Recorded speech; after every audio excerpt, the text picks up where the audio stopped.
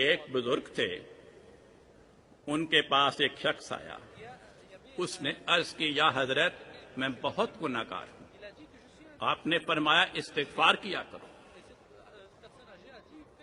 تھوڑی دیر کے بعد ایک اور شخص آیا، اس نے عرض کی یا حضرت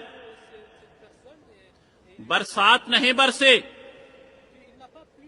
فصلیں سوکھ رہی ہیں، قحط کا خطرہ ہے، آپ نے فرمایا استغفار کیا کرو۔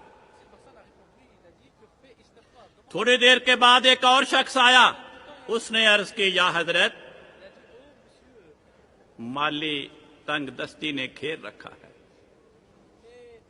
بہت مشکلات میں مبتلا ہوں، انہوں نے فرمایا استغفار کیا کرو۔ تھوڑی دیر کے بعد ایک اور شخص آیا، اس نے عرض کی یا حضرت شادی پہ لمبا عرصہ بیت گیا، اولاد کی نعمت سے محروم ہوں، آپ نے فرمایا استغفار کیا کرو۔ ان کا ایک مرید جو صبح سے وہاں بیٹھا تھا، اس سے رہا نہ گیا، وہ کہنے لگا یا حضرت 4 افراد آپ کے پاس آئے اور آپ نے ہر ایک کو ایک ہی جواب دے دیا کہ استغفار کیا کرو، استغفار کیا کرو۔ انہوں نے جواب دیا کہ دیکھو 4 افراد آئے تھے، ہر فرد نے اپنا جدا جدا مسئلہ بیان کیا تھا اور میں نے ہر ایک کو وہی جواب دیا جو قرآن پاک میں بیان ہوا۔ قرآن پاک سورۃ نوح میں فرماتا ہے استغفروا ربکم انہ کان غفارا، اپنے رب سے استغفار کرو، وہ تمہارے گناہوں کو بخش دے گا۔ یرسل السماء علیکم مدرارا، استغفار کرو، وہ تم پہ لگاتار موسلادھار برسات برسائے گا۔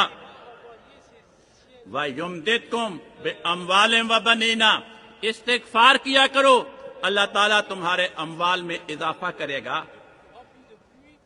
تمہاری اولاد میں اضافہ کرے گا۔ وَيَجْعَلْ لَكُمْ جَنَّاتٍ، تمہارے لیے باغات اگائے گا۔ وَيَجْعَلْ لَكُمْ أَنْهَارًا، تمہارے لیے دریا جاری کرے گا۔ ان آیات میں جو میں نے آپ کے سامنے تلاوت کی، اللہ تعالیٰ نے تقدیر کو بدلنے کا ایک ذریعہ استغفار بیان فرمایا۔ ایک اور مقام پہ اللہ تعالیٰ فرماتا ہے کل، اے محمد مصطفیٰ صلی اللہ علیہ وسلم، لوگوں میں یہ اعلان کر دے ما یعبأ بکم ربی لولا دعاؤکم، اگر تم خدا کے بارگاہ میں دعائیں نہ کرو تو خدا کو تمہارے کیا پرواہ ہے۔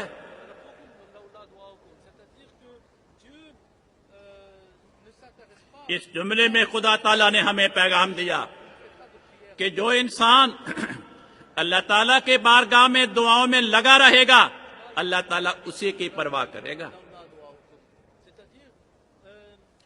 اسے اپنے فضلوں سے نوازے گا، اس پہ اپنی رحمت کی برسات برسائے گا۔ ایک حدیث پاک میں لکھا ہے کہ اللہ تعالیٰ رات کے آخری حصے میں نچلے آسمان پہ آ جاتا ہے اور ندا دیتا ہے کون مجھ سے دعا کرتا ہے تا میں اس کی دعا کو قبول کروں، کون مجھ سے مانگنے والا ہے تا میں اس کے مرادیں پورے کروں، کون بخشش کا طلبگار ہے تا میں اسے بخشش کا پروانہ دوں۔